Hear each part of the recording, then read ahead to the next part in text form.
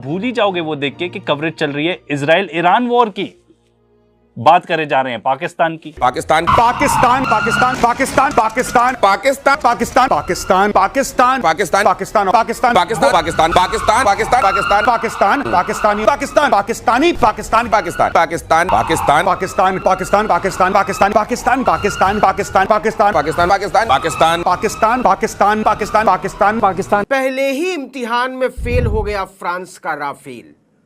मोदी भले इस सच का सामना करने से भाग रहे हों और भागते रहे हों, क्योंकि राफेल सौदे का हिसाब न देना पड़े इसके लिए उन्होंने नैतिकता के सारे तकाजों की धज्जी उड़ाकर रख दी थी।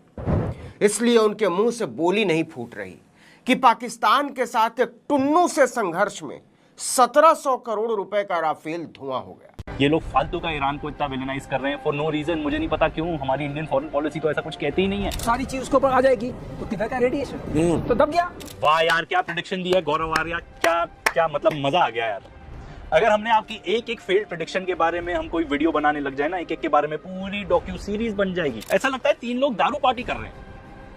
आप एक न्यूक्लियर एनरिचमेंट साइट के बारे में बात कर रहे हैं। क्या बोलो यार इन लोगों का, क्या बोलो। इनको पाकिस्तान को तो हर कॉन्वर्सेशन में लाना ही है ना। वेपन्स नहीं है आज की तारीख में। आप ये सोचिए कि जिस दिन ईरान के पास न्यूक्लियर वेपन्स होंगे, कश्मीर में फिर से वो तंजीमें खड़ी कर सकता है। क्या कनेक्शन निकाला है भाई, क्या बकवास निकाली है ईरान एंड कश्मीर।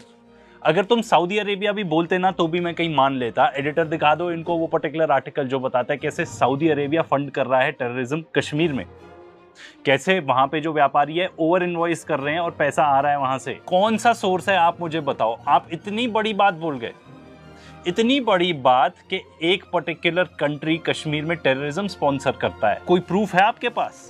कुछ भी बोल देते हो यार तुमको मतलब कोई कॉन्सिक्वेंसेस की फिक्र नहीं रहती क्या? अपनी जबान पर ना लगाम रखा करो थोड़ा गौरव आर्या। वैसे ही तुम ऑलरेडी इतनी प्रॉब्लम क्रिएट कर चुके हो इंडिया के लिए, है ना, in India's relationship with Iran. लाना तो तुम देश पर। आपने ये जो बात कही थी जी। कहते हैं ये B2 बॉम्बर्स भी जब वहां गए, पाकिस्तान के एयर स्पेस का इस्तेमाल रिफ्यूलिंग के लिए हुआ। पता नहीं हुआ कि नहीं हुआ, ऐसी बातें भी चल रही हैं। आप क्या बता रहे हो यहाँ पे कि जो B2 बॉम्बर्स थे इन्होंने पाकिस्तानी एयर स्पेस का यूज किया। आपको पता है जो B2 बॉम्बर है इसका कॉस्ट है 2.1 बिलियन, ठीक है, और इस अटैक में उन्होंने स्पेंड किए हैं रफली $100 मिलियन। उनको पाकिस्तानी एयर स्पेस की या उनके बेसिस की, जैसा आप अलेज कर रहे हो, कहां जरूरत है। ये stupidity of the highest level है।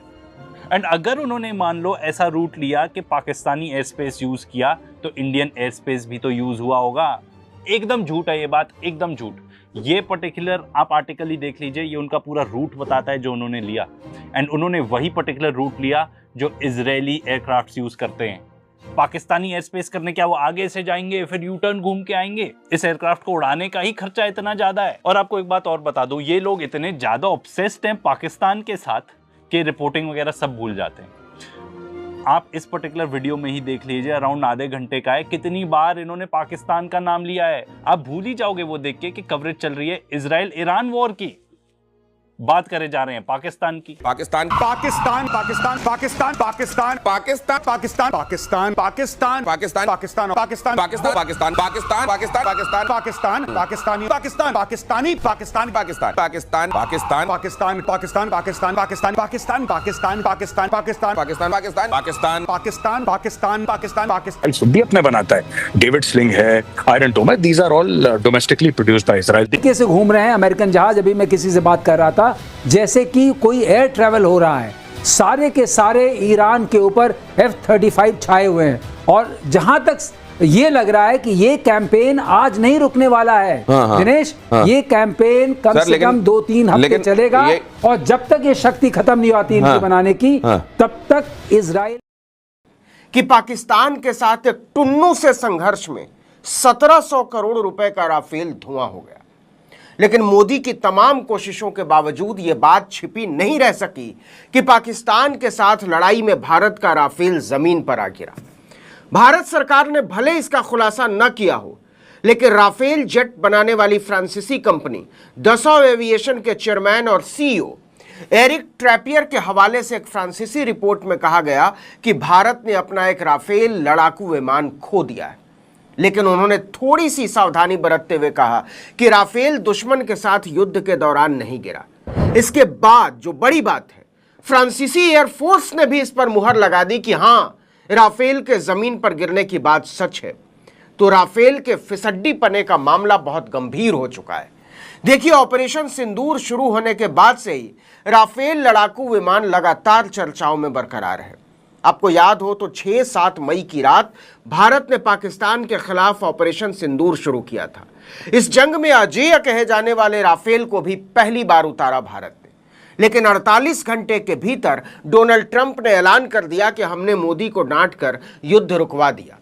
यहां याद करना जरूरी है कि सीज फायर की पहली घोषणा मोदी ने नहीं, डोनाल्ड ट्रंप ने की थी। इससे भी पहले अमेरिकी सरकार ने, वो भी घंटों पहले। और इसके बाद तो ट्रंप 19 बार बोल चुके हैं कि सीज फायर मैंने करवाया। India and Pakistan, and that wasn't whether or not they may someday have nukes like we're talking about in the Middle East, like we're talking about with Israel and Iran. This is they have nuclear weapons. I ended that with a series of phone calls on trade. I said, look, if you're going to go fighting each other, it was getting very bad. You know how bad that last attack was. It was really bad.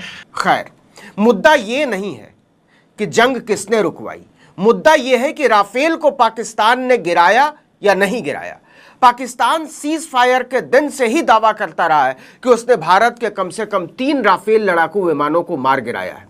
इन चर्चाओं के जोर पकड़ने पर cease fire को लेकर हुई press conference में भारतीय वायुसेना के अधिकारियों ने यह तो स्वीकार किया कि उसके कुछ विमान गिरे हैं, लेकिन बताने से लगातार परहेज करते रहे कि कितने विमान गिरे हैं और गिरने वाले विमान कौन कौन से हैं।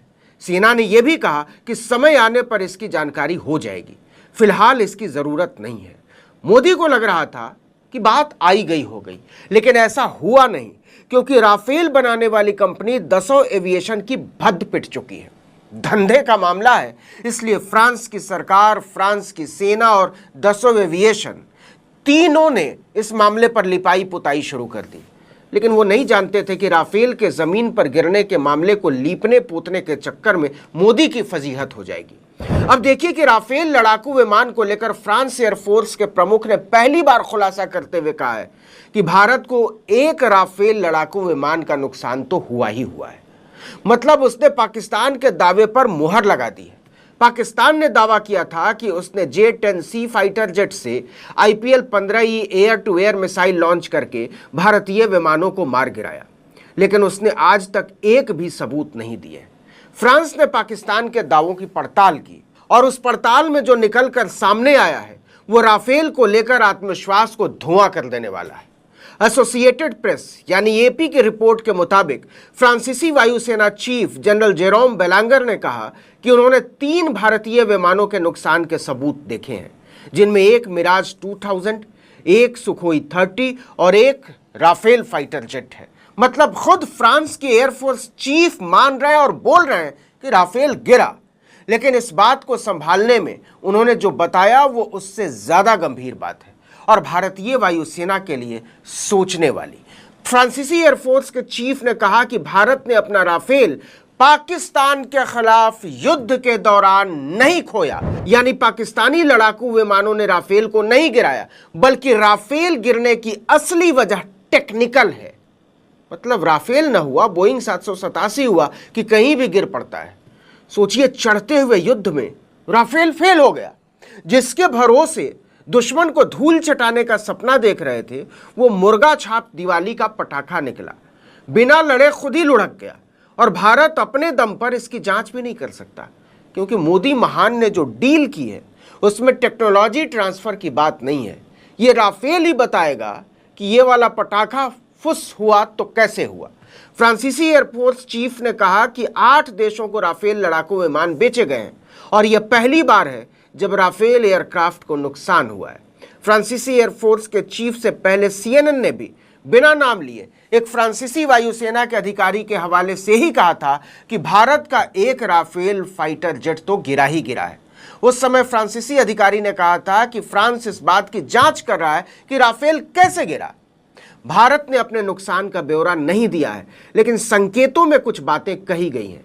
जैसे इंडोनेशिया में भारत के डिफेंस अटैची ने पिछले महीने कबूल किया था कि संघर्ष के पहले दिन भारत ने कुछ लड़ाकू विमान खो दिए क्योंकि सरकार ने पाकिस्तानी सैन्य संपत्तियों पर हमला करने की इजाजत नहीं दी थी और वायुसेना को सिर्फ पाकिस्तान के आतंकवादी ठिकानों पर ही हमला करने को कहा गया था।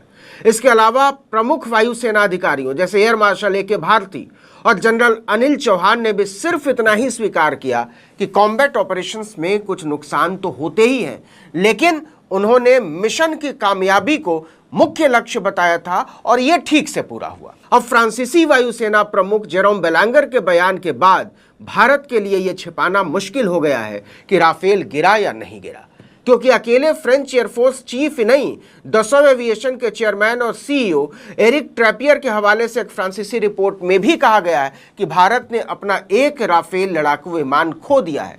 लेकिन उन्होंने भी कहा कि ऐसा दुश्मनों के साथ युद्ध के दौरान नहीं हुआ था, बल्कि हाई एल्टीट्यूड पर टेक्निकल नाकामी की वजह